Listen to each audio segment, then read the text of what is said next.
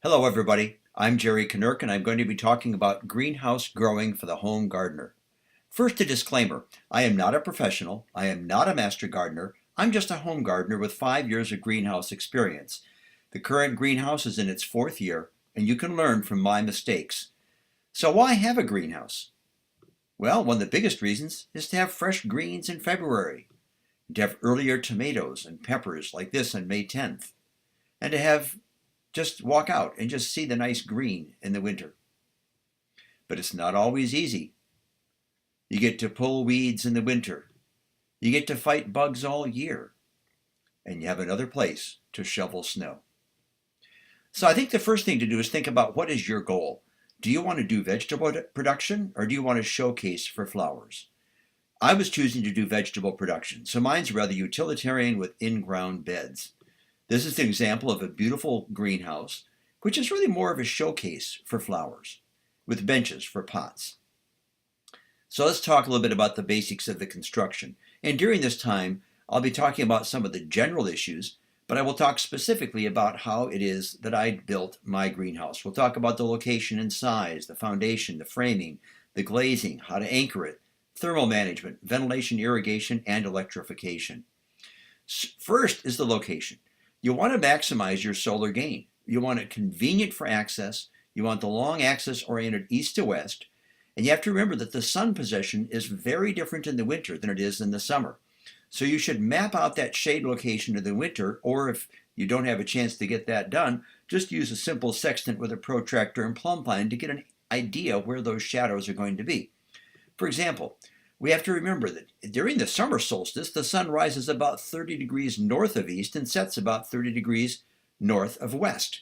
But at the winter solstice, it's rising at 30 degrees south of east and setting at 30 degrees south of west. So the shadows will be different. Let us say that you happen to have a tree sitting right here. In the summer, that sun may be up and over that tree if your greenhouse is going to be in the center of this circle. But in the winter, that tree may cause shade. We also have to think about the elevation of the sun. The elevation, of course, changes through the day, but if you look at the elevation at high noon, at winter solstice, it's elevated 70 degrees above the horizon. At summer solstice. At winter solstice, it's only 23 degrees above the horizon. So if you happen to have your house sitting here, you're fine at this point when it's about a 50-degree angle of elevation. But when winter solstice comes, and you have a 23-degree elevation, that house will cast a shadow on your greenhouse. So you have to watch for that and figure out where to put it so that it will work best for you. Size will depend on the land you have and also your needs. Depends on how much you're growing. Mine is 16 feet long and is 12 feet wide at the ends. The foundation is something which you can choose any number of different options. The key is to have it elevated enough to keep it dry. You can get fancy and pour a concrete foundation, or you can use sand or crushed stone. And if you use sand or crushed stone, it's usually wise to have a ground cover to keep it contained. What I chose to do was to use sand to elevate it. And this is an area that was blueberries were growing wild, and so I had to get all that stuff covered. And I contained that sand with cinder block. But in retrospect, I would say crushed stone is better because the sand moves and it is tended to recede a bit from some of the edges of the greenhouse later. You can contain it again with a plastic ground cover, and that's very helpful to keep it tidy inside. But do keep in mind that some covers are not UV stable. The one I chose was not, so on the south side, unfortunately, it deteriorates in the sun. As far as the framing, you can choose wood, aluminum, PVC conduit, and I chose PVC conduit because it's one of the cheapest options. The glazing is the covering for the greenhouse. Traditionally, of course, it was glass. There are wonderful polycarbonate sheets, twin wall and triple wall, but they're very expensive. I chose to use polyethylene film, which is a double layer and inflated. But if you do it, you want to be sure to use greenhouse polyethylene film because that's thick at 6 mils and it's ultraviolet protected, so it'll last 4 years. Just regular plastic sheeting you buy at the local store is not going to last more than about a year. So here's an example of a beautiful greenhouse which we built over at Camp Calumet. It's wood framed with cedar. It has triple wall polycarbonate. But this greenhouse, about 8 by 12, costs about $8,000 without any foundation nor with any of the mechanical systems. Again, what I chose was a double layer polyethylene over PVC conduit inflated between the walls for insulation. Now the 3/4 inch PVC conduit is anchored with 4-foot rebar, and I'll show you how that's done. You see, you pound a 4-foot rebar into the ground. And by the way, for this demonstration, I'm using just 2-foot rebar and 1/2 inch PVC because it was just a lot easier to do for this demo. But I chose 4-foot rebar, pounding it 2 feet deep. And then you take your piece of conduit and you put it over the rebar. Again, at 3/4 is much easier to get over because these rebar is a little bit larger. And then you go ahead and insert it on the other side. And at the end of the day, that makes a simple hoop house. But it's a simple arch or Quonset shape, which doesn't do very well for shedding snow. A better option is to use a Gothic arch shape such as you see here, because that will work much better at shedding the snow, including this very heavy wet snow. You achieve that by using a 45-degree PVC fitting up at the ridge, and that will give you a Gothic arch construction. I sandwiched that fitting between the ridge beam of 2x4 with a 1x3 over that. And then mine was actually 24 feet for the distance over the top, for the width of the plastic. And as a result, what I chose was the fitting at the top, 2 10-foot PVC tubes, and then on each side 2 2-foot PVC tubes. In any case, the ribs are spaced about every 2 feet, and you do need to paint the frame white, and that's to protect the plastic from the heat concentration stresses which would otherwise be present. At the bottom, you have a frame to stabilize those ribs. Now, it's not really weight-bearing, and I chose to use composite decking material because I don't like to use pressure-treated wood anywhere near my garden. So the composite material will last a long time, is okay in ground contact, but doesn't have any of the harmful chemicals in it. And again, we know that the composite decking material doesn't do well for weight bearing on its side like this, but it really isn't weight bearing. It's really just to stabilize the ribs. And you fasten the PVC conduit to that bottom frame on the inside. You need to do wood supports and purlins to be able to give it some structural rigidity. The purlins are the small pieces of wood that go along the side just to stabilize the ribs. And you frame the end with 2x4s. Then you cover that with the plastic sheeting, as you see. Now, the way I did it is I constructed the end frame on the ground, pounded in 2 heavy metal U-posts at each end. Those are fence posts. Made sure they're plumb, and then walk the frame up into position and fasten them to the posts. Want to make sure you do some cross bracing for strength, including some diagonals. And then you toss your double poly over the top. You fasten it on the ends with 1x3, and you then inflate it. Now, the inflator fan is a 50 cubic foot per minute blower that's drawing from the outside. And actually, it turns out you don't really need 50 feet per minute. I actually ended up getting a fan control so I could use less than that because it didn't need that much power. And this extension cord is just temporary. This is when I was just getting it set up. I eventually hardwired it in. This is a view of the intake vent on the outside. And the reason you draw the outside air is you want the outside dry air. You do not want to be drawing in your warm, moist air from inside of the greenhouse and putting it between because it'll just frost up or condense. Now, I had a little bit of a problem when I first did this. The inflator's on one side, and it inflated that side completely, and it didn't inflate the other side at all. So I had to stop, turn it off, and redo things, getting a large plastic tube to pass the air from one side of the greenhouse to the other, from the inflator side to the other side. Now, unless you want to see it take off and become airborne, it's nice to anchor it. And there are commercial anchors that are available. This particular anchor is one which, and by the way, this is not me doing this. That's why you see the PVC. What I did is I had to take this from the website where they sell it. But it is a piece of metal that's toggled on a wire cable. You drive it down with a driving rod. You pull it upward by wedging that rod and lifting up, and that will deploy the piece of metal to be perpendicular to the ground. and then you secure it to your greenhouse so that it doesn't become airborne in a windstorm. I used some polyethylene netting just to create a door, not a screen door, but a netting door just to keep out the animals when I want to have it open in the summer. And there you have your finished greenhouse, complete with your granddaughter model.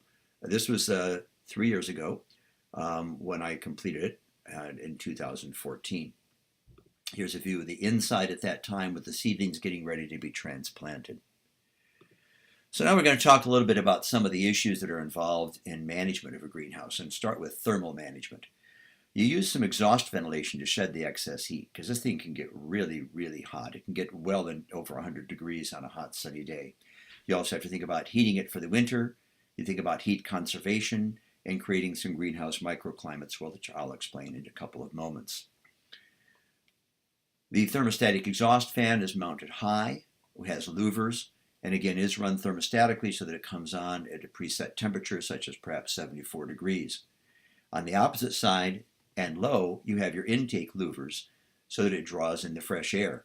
And it's probably wise to go ahead and put some hardware cloth over that vent so it doesn't also draw in the mice and squirrels and other such critters. Another way to do a vent is to do a thermally active vent, and that would be placed high.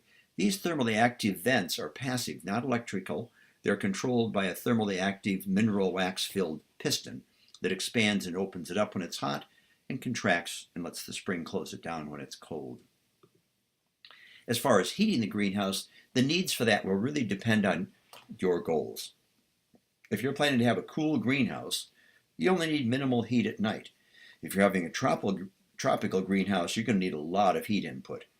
And the heat sources could be electrical, propane, or wood. I happen to choose electrical just because it's a lot easier. I also happen to have a cool greenhouse, which means that I am not growing tomatoes in the winter. I'm growing greens in the winter and heat-loving plants in the summer. So I just chose a small 1500 watt heater with a thermostat to control it so that it runs when it needs to be running. This is the view of the thermostat placed in the center. It's mounted up high and has a probe that goes down about to soil level. As far as heat conservation, of course, you try to build this thing as airtight as you can because the air infiltration will be a major loss of heat. Insulation is provided by the double-walled poly. You could choose to have solid ends and insulate them. It will cut some of the light, but most of the light comes in from the side. But I chose to just keep it with plastic. Another trick is to use some thermal mass for heat retention with either water or rocks. I use plastic jugs filled with water, and you can line these up, and of course they will go ahead and gather up the heat during the day when it's warm, and then they'll re-radiate that out at nighttime. It is good when you start getting the really cold weather so your exhaust fan isn't running anymore to go ahead and cover over the exhaust louver and the intake louvers as well. So let's switch gears now and talk about these greenhouse microclimates. Now what I mean by that is it's a way to provide some extra protection to the greenhouse. In other words, an extra protected area inside. So I built a bubble house. It's a 17-inch high frame that's made with greenhouse bubble sheeting. And in the back portion of the greenhouse is an insulated cold frame. That's about 11 inches deep. So here we are in late October. The seedlings are coming along. You see they're getting a little bit frowsy, getting kind of close to the end. And pretty soon you need to get that frame in. The frame is made, I take it out each year for the summer, and then I bring it in about the first week in November and place it around and over the plants. You have to, of course, bring it in rather carefully so you don't scratch your greenhouse film. And you see that it's, again, this bubble wrap with the wood frame just to hold it. The lid is not on yet because it wasn't that cold at that point. Once it starts getting cold, then you put the lid on. Now the lid is double hinged because it's very hard to reach across 4 feet from one side. So I have it hinged so that you can get at it from either side. And the way you achieve that is you hinge it on the one side. I have a little piece of wood there just propping it open to show how it works in this Z configuration. But you hinge it on one side, and then you hinge it again on the other side, and that way you can lift up one side or the other. And then I have a rope that hangs down from one of the rafters and just simply use that to secure it in place and hold it open when which is really you want it open most of the time. You only close it when it's going to be cold. Now the kale stays outside of the bubble house because that's quite hardy. You will notice that the kale has some interplanted arugula and lettuce in there, which I do when I harvest that early in the season. But if it's going to be a really cold night, then you just go ahead and close the lid. But if it's really going to be cold, I also toss on some blankets. I have some old moving blankets, and you can lay those on. That'll help minimize the heat loss even further. The insulated cold frame is the other half of the greenhouse. Now, actually, I had built that insulated cold frame and had it freestanding in the yard for a year before I decided to build the greenhouse. It's recessed into the ground, which gives it some insulation. It's lined with 2-inch polystyrene foam, the kind of stuff you use in construction, and it also has some foil-backed bubble insulation. And it has a lid that's made of bubble sheet and an insulating top lid of more 2-inch polystyrene. And altogether, this can really close it up and keep it rather tight. And I have a bunch of water bottles in it for thermal mass. So here's a view when it's all open. On the right side, you see a view when the plastic lids are down. So the bubble wrap helps to keep some of the heat in. The light can get in, but it can stay quite warm. You see that the undersurface of the polystyrene lid I've made reflective by simply gluing in place a mylar sheet. It's a space blanket. And then you can close the top lids as well, and when you've done that, it's really quite secure. The pictures on the right side show the various combinations. I can have one side open, one side closed. I don't usually do that very often. Usually either they're both open or both closed. One of the questions is, are the microclimates actually worth it? Because the closure of the lid will raise humidity, and we'll see in a couple of moments that that can be a little bit of a problem. The insulated cold frame makes a really big temperature difference. That really holds the heat. The bubble house just makes a modest difference, such as perhaps about 4 degrees when the temperature outside has dropped to about 20 and the greenhouse has dropped to perhaps about 40. But it makes a bigger difference when it's even colder. One thing to be very careful of is do not ever leave the bubble lid closed on a sunny day, even when it's cool weather, because it'll simply get too hot. It may be 35 degrees outside, 74 degrees in the greenhouse, but if you've got that lid closed, it could be easily 97 degrees in the bubble house or the cold frame.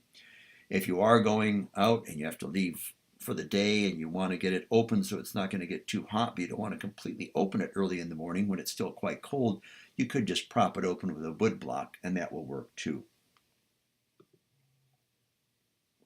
Now, with all this thermal management, it's nice to be able to know what's going on with the temperatures. So you have some sensors that can monitor the temperatures. This is a wireless thermometer, and I have one that's measuring the outside temperature, one measuring the greenhouse, and one measuring the bubble house. So this is an example at 5 in the morning where the outside temp is running about 23, the greenhouse is at 39, the bubble house is at 43, and that was with it covered. But notice the humidity is again higher, not much higher here, but just a little higher. Now each greenhouse is actually quite unique. You need to monitor the temperatures and chart them to understand what the thermal behavior of your greenhouse will be. And then you can have a strategy for closing your lid based upon the data. The next issue is irrigation. Watering. Drip irrigation is the best because that'll keep the water off the leaves and stems, and that'll help to keep the humidity in the greenhouse lower. And certainly it's nice to have a way to irrigate rather than hauling cans of water out to the greenhouse. The need for water is actually very low in the winter. You only water every 2 weeks, maybe even every 4 weeks in the dead of winter. And you, of course, have to be careful about freezing of the feed line in the winter. So here's an example of the irrigation tubes. I use a material called Netafim. You can notice here that there are emitters every foot. It's 1/2-inch tubing. There are emitters every foot, and it gives out 0.6 gallons per hour. And I had to, of course, get water out to it. So I buried the feed line in just a shallow trench, and it's timer controlled by my irrigation system. Up near the greenhouse, I had to burrow underneath, of course, to get into the greenhouse.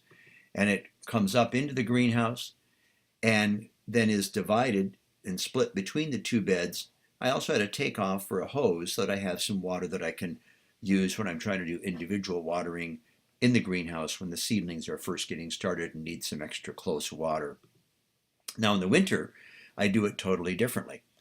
Then I will, every couple of weeks when I need to water, run a hose from the spigot at the house out, pass it through this pass-through that exists that I built into the greenhouse, into a filter, and then into the irrigation system. Basically, I've the valve that goes for the feed coming from the feed line is closed.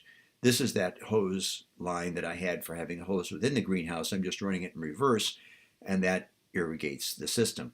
When you're done, you disconnect all this, you pull up your hose, you wind it up to get the water out of it, put it back in the garage to keep it from freezing, and put the cap on each side. If it's really going to be cold, I'll then blow out my system within. Now this can lead to some interesting times, for example in January or February when we've had a lot of snow, as you have to excavate to get to your spigot, create some little steps to get over there, run the hose up and over the snowbanks, but it works. For electrification, you need to dig your electrical trench deep enough to pass code. I think it's 14 inches was what it had to be, and then you have to use either underground feed cable or conduit to get it out to your greenhouse. Overhead lines are not a great option. It's best to have all of your electrical equipment over on one end of the greenhouse so you don't have a lot of wires in the greenhouse. So you have the inflator fan, the exhaust fan, one of the ventilation fans, the control system, lights up at the top, the heater, and for a nice little touch, it's nice to have a radio in there so you can listen to the radio when you're doing long-term work. The lights are really a very helpful addition. You can use a flashlight, but it is really fun to be able to go out at nighttime and just see the bright plants. This is actually from this year. It's a picture when our granddaughter was up, and so you can get a sense of the size of the plants in there. And this is taken at nighttime. And what's really cool is when you look at it from outside, it looks really neat. Now, there are problems as you do greenhouse growing. One of them is insect pests. You also have to deal with rodents. You have to deal with humidity, too much heat, snow, pollination, and crop rotation. So let's take each of these. As far as insect pests, you really want to avoid pesticides. First of all, besides all the usual things, they're toxic. They also can cause damage to the plastic glazing. Much better to just hand pick things like cabbage worms or something like that. But the best thing is to use beneficial insects. And you have to have a healthy ecosystem. I had a lot of problem with aphids in the beginning. Once I got a healthy ecosystem, I've got a lot of bugs in there, but none of them are dominant and none of them are a problem. So here's an example of that. Actually, this was into the second year. These are aphids on the pea plants, and they were just awful. But the ladybugs, they came to the rescue. I ordered 1,000 ladybugs. You can actually order them online. And although they seem to want to spend most of their time mating, they did find enough time to eat to clean out all these aphids. And I've never had any problems since, never even had to get another order.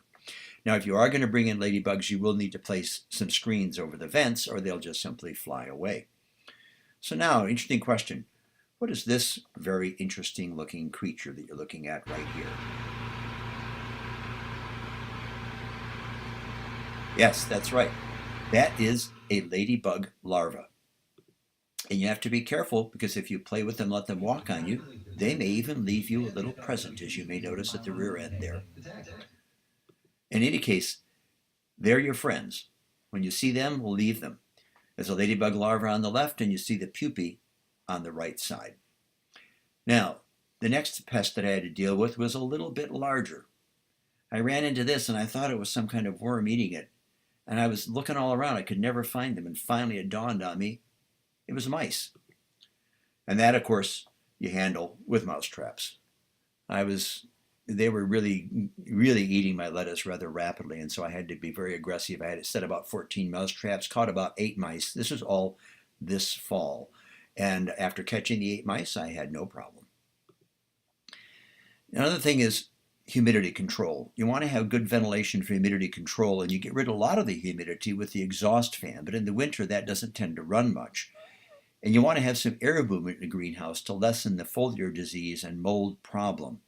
This is botrytis or gray mold. And there's nothing more frustrating than having a lovely big lettuce plant just keel over and die because it's rotting at the bottom. It likes cool and damp conditions, which describes a greenhouse in the winter quite effectively.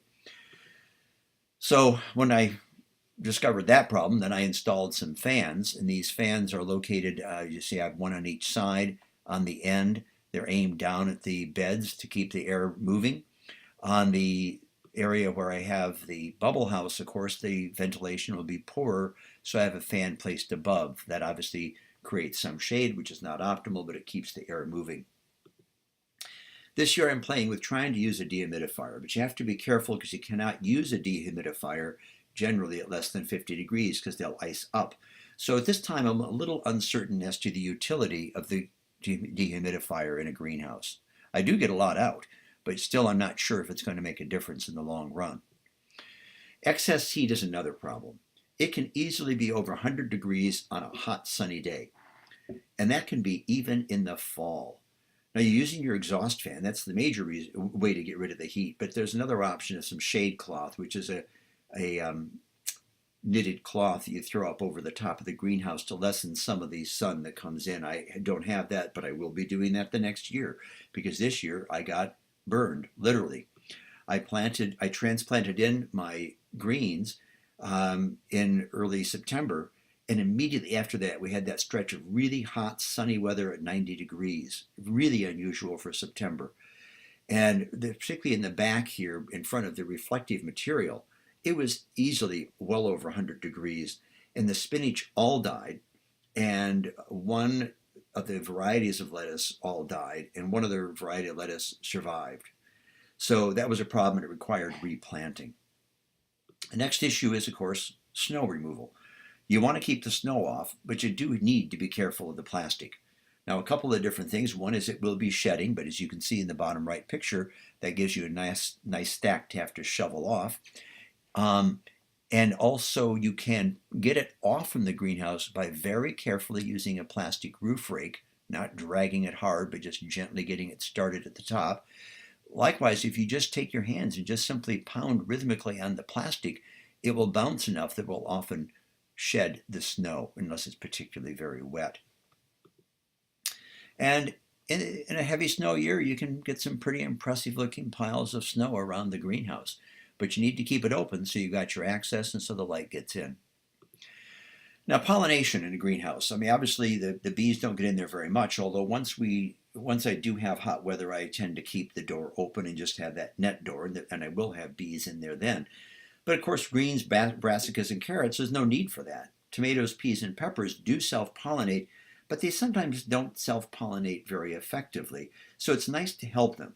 If you've ever watched a bee land on a tomato blossom and listened, you'll watch it do what's called sonication.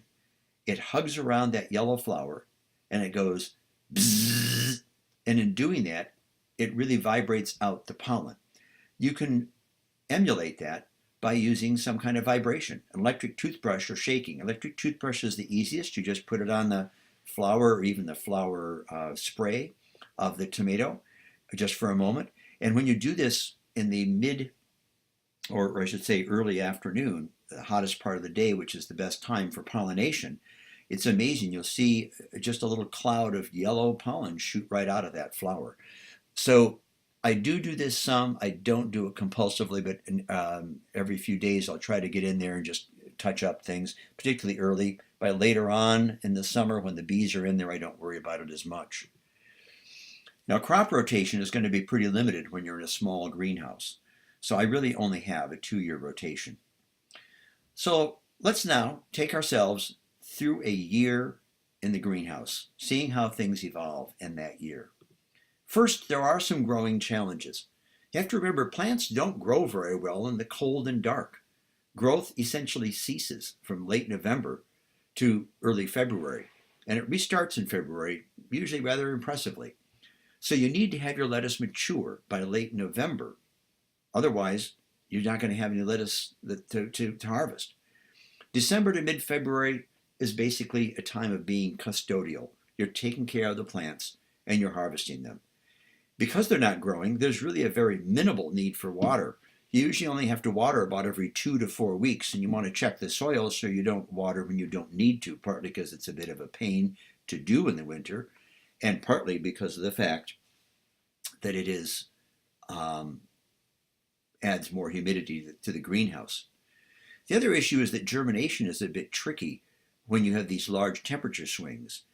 If you're trying to start some seeds, again, you may have temperatures that vary between 40 degrees and 100 degrees in September. And if you're trying to start something in February or something like that, it may be going anywhere between 25 degrees and 80 degrees. So I usually start my seeds inside and transplant them rather than try to seed directly in the greenhouse. Now, this is kind of a busy slide. It's a calendar of what to do, but that's because I plan to have the slides posted on YouTube, and this allows people who look at it later to be able to get some of these dates, but it's hard to see here. Don't worry about trying to memorize. You can always go back and look at it later, but it gives a general idea of the tempo and flow. It's almost like following an academic school year. September 10th, you get those greens started inside. About a week later, empty and clean out the greenhouse and then transplant your greens. Late October, you get that bubble house moved into the greenhouse. Then you're harvesting greens from November to May. About February, you plant carrots inside the house in a window box and start in the latter part of February planting peas and transplant them out about 4 days later and start your tomatoes, peppers, brassicas, and some more lettuce and arugula for some spring cropping. About March 13 is when I transplant those greens out to the greenhouse. April 17 is when I transplanted out the tomatoes, peppers, and the brassicas. And by late June, you're harvesting your peas and your tomatoes. You then have to clean it out. I mean, here's then that issue about the clean out. Basically, one day, it looks like this. Things growing all over the place. And a few hours later, it looks like this. Nothing left.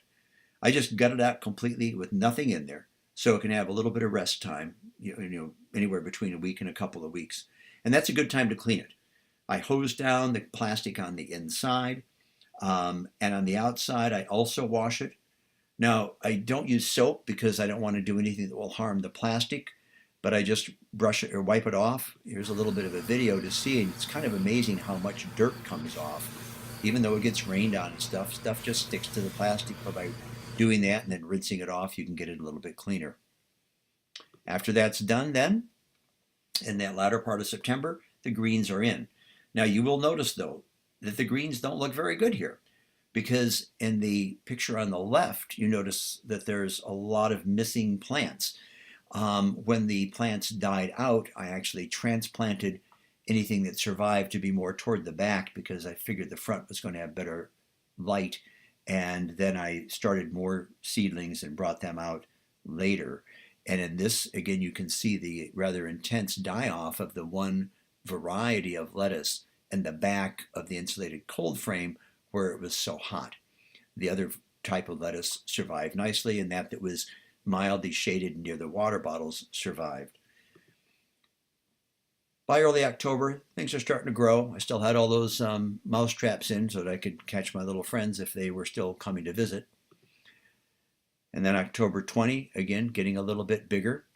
You'll notice, though, that the lettuce was really far behind in the back of the cold frame because of the fact that it had gotten harmed so badly with the heat. And the spinach was far smaller this year than it usually was at that particular point. But by November 7th, things are starting to catch up. You can see the kale in the lower right-hand corner, the bubble house, the greens are starting to get pretty good sized. And in the insulated cold frame, they're getting decent sized as well. It's a picture of what the whole greenhouse looks like. Again, it's kind of fun to walk into on a cool November day. By November 13, a week later, you'll see that they're actually even a little bit larger than they were before.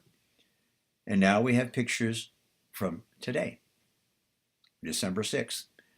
And this shows where the lettuce is basically fairly mature.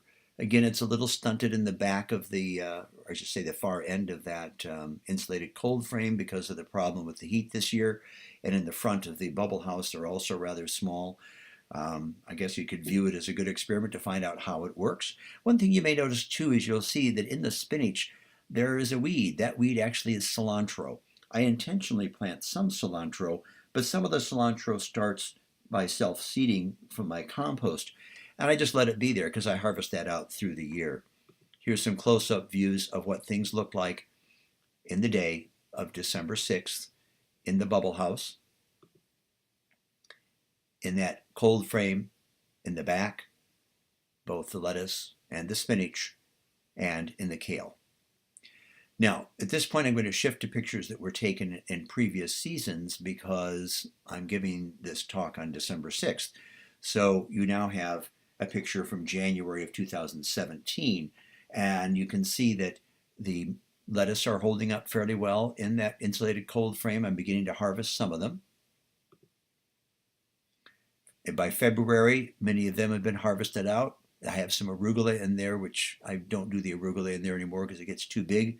The spinach is looking rather robust and getting ready to be harvested. But if you look in the bubble house, most everything there has been harvested out as far as lettuce. There's just some cilantro and arugula that's still left, and you can see the kale hiding in the back there. A little later in February, again, this is actually February of this year, bubble house fairly empty. The kale I've had to prop up with some stakes because it tends to fall over, and that spinach really getting ready to be eaten, and the lettuce, a few heads of that left to still be harvested. Now, the kale really starts to take off and grow in February. Here it is in early February, and by the way, you'll see a little interplanted spinach amongst the kale. But here it is in early February. It's kind of looked like that for the last couple of months. But if you see what happens then by March 24, just 6-7 weeks later, it's growing like crazy. Lots of small new leaves, which are nice and tender. It's getting ready to start blossoming, and it will actually blossom. You want to cut the blossoms off because when they fall and land on the leaves, the leaf will tend to get moldy. So I tend to cut the blossoms off. You have to kind of keep ahead of that. So a whole new season is beginning by February. Inside the house, early mid-February, you're getting started with the next wave of plants. I start some carrots in window boxes. The reason for window boxes is to give depth for the carrot to grow. I start some lettuce and arugula to have some spring crop that I'll transplant out. I'll start peas. It's a short variety, only grows about 3 feet high, and you transplant those out about 4 or 5 days later and start some cabbage and Brussels sprouts. By late February, you get started on your tomatoes and your peppers. So that by April 1st, in the greenhouse, you can see the peas growing along here. I've got a little string for them to start to twine up. And you can see the carrots in their box, and they're beginning to look pretty reasonable. If you notice the cold frame behind, you'll notice that there's not much left in that because so much has been harvested. And you'll see that the kale is still there. I tend to harvest the leaves back from the back end so that they're not shading the peas so much. And inside the house, the tomatoes and peppers are getting ready to get transplanted out. Now, in preparation for that, I've had some trouble with the back insulated cold frame being just too darn cold when I transplanted in the tomatoes. I noted that a couple of years ago that they just were not growing well, and it really was the temperature of the soil. So what I've been doing now is I get that end all gutted out by April 1st. I then create a trench so that the heat can go deep, and I close the plastic lid and just leave it closed on bright sunny days, and it gets easily 90, 100 degrees in there, and with that it will heat up the soil and do much better. So in early April you transplant. Now the 4x12 bed in the front there's one large lettuce plant that happened to have survived over the winter, so he's still there. There's all these other small lettuces. I planted more of those than I should have this year, and I would advise not doing that. They tended to compete too much with the tomatoes.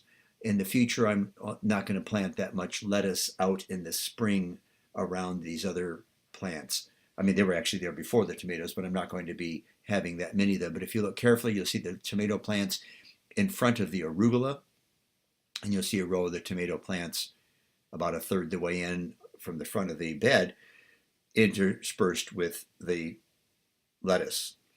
On the right upper picture, you can see the tomato plants in the insulated cold frame. And in the bottom picture, you can see the brassicas interspersed with the spinach. Now, this spinach is spinach which has overwintered and been harvested once. It's having some secondary growth. And I've taken out the water bottles because they're not necessary in the summer. And you can see the cabbage plants in the front, that's the left side, and the Brussels sprouts in the back on the right side. By the time you get to May 11, the peas are going great guns. You can see blossoms on those. And so they're starting to produce the peas to eat already.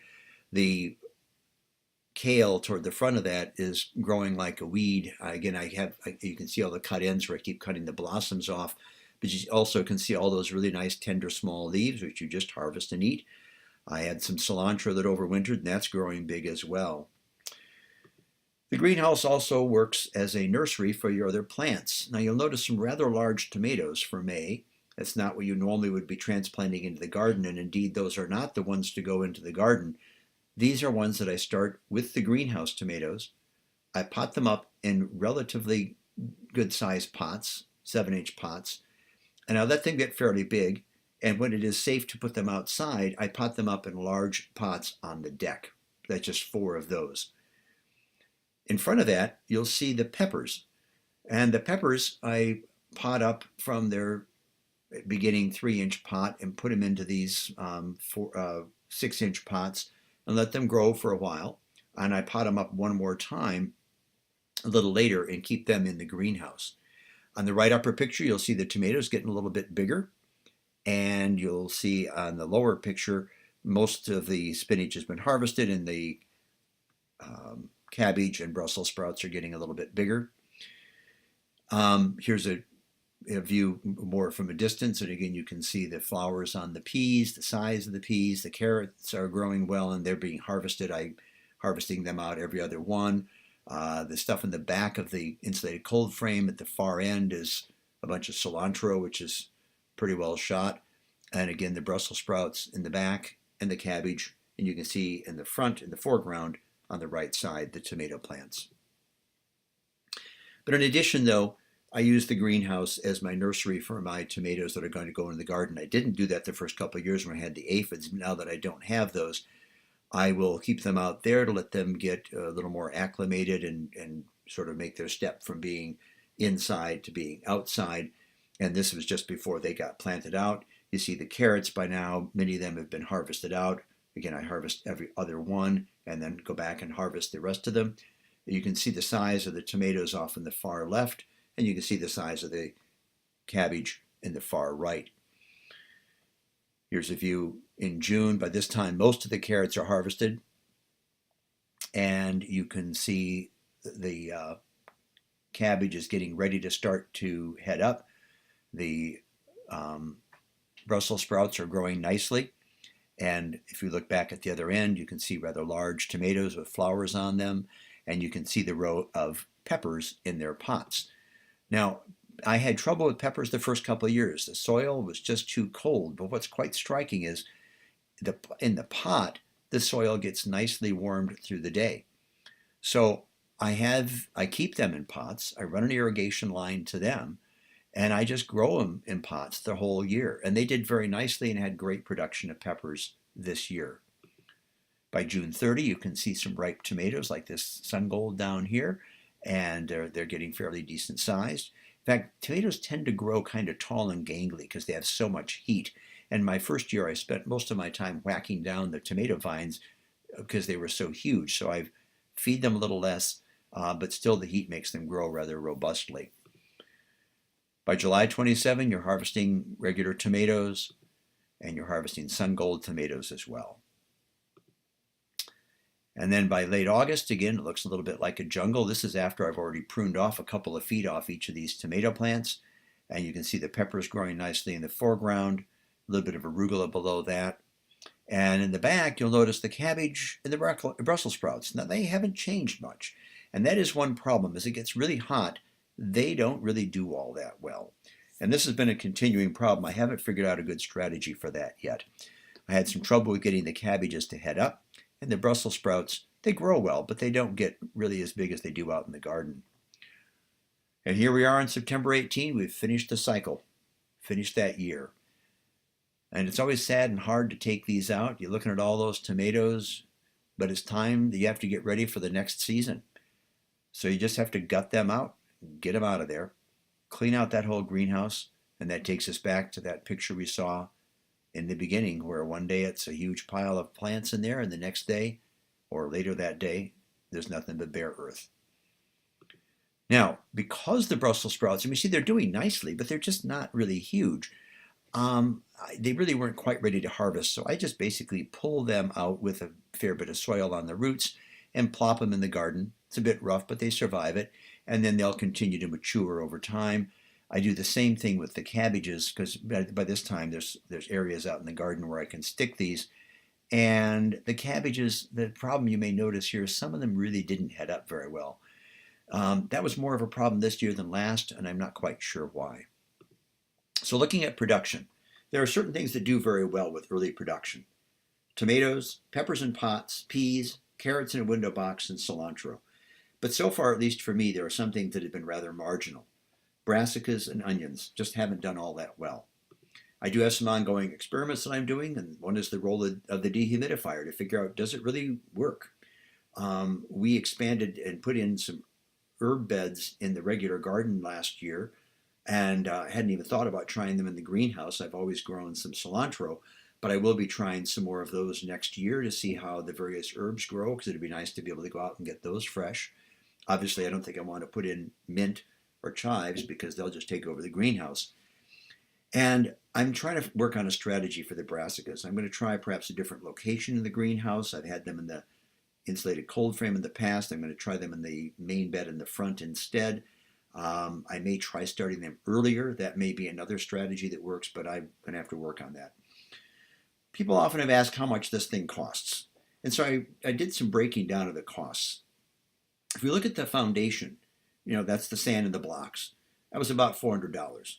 The construction itself, just the wood, the rebar, the PVC, the poly to cover it, and the anchor, that ended up being about $533. And then all the various controls and mechanical systems, electricity and venting and irrigation, that totaled getting pretty close to $1,000. And then building the microclimates, the raised beds, the bubble, and the cold frame. Actually, I should say part of this is just the raised beds themselves. There's a fair bit of money for that, for the 2x12s to build that. But then the bubble and the cold frame ended up being close to $500. So if you really wanted to do one with minimal investment and you didn't need to do anything to a foundation, you were just going to put it on the earth, grow straight in the earth without beds. Remember, where I live, it's all sand. Even if I hadn't brought in sand, it's all sand anyway because I'm near Lake Ossipee. So you always have to have a raised bed to have any real soil. But if you had soil where you could just simply do it where you are, and it was high enough to have decent drainage, you could certainly skip that amount of money. Likewise, the controls. Now, I would advise that you might have those controls, but you could conceivably have one that you would use primarily for winter time or something, or just as a season extender, and might not need to put in all the mechanical and electrical controls. The microclimates, again, you could skip that. You'll have a little bit more difficulty. I should note that the first year, the soil outside of any protection in the bubble house did eventually freeze for a short time. I think about early January. In the bubble house, it got a bit crusty in mid-January, but never froze completely. But in the cold frame, it stayed totally non-frozen the entire winter. So again, it does make differences for these things, but there are various compromises you may have, because the total ends up being about $2,300, and you can kind of pick and choose how you want to do it. Then let's look at the yield. The greens, and by the way, it's hard for me to get this data because I haven't bought any of these particular vegetables anywhere for years because we grow them all. But the greens probably gathered out about $500 worth of greens over the season. Tomatoes, about $200. Peas, maybe only about $30. Carrots and brassicas, you see the number there, for a total of maybe bringing in about $780, saving about $780 over buying it in the supermarket or a farmer's market.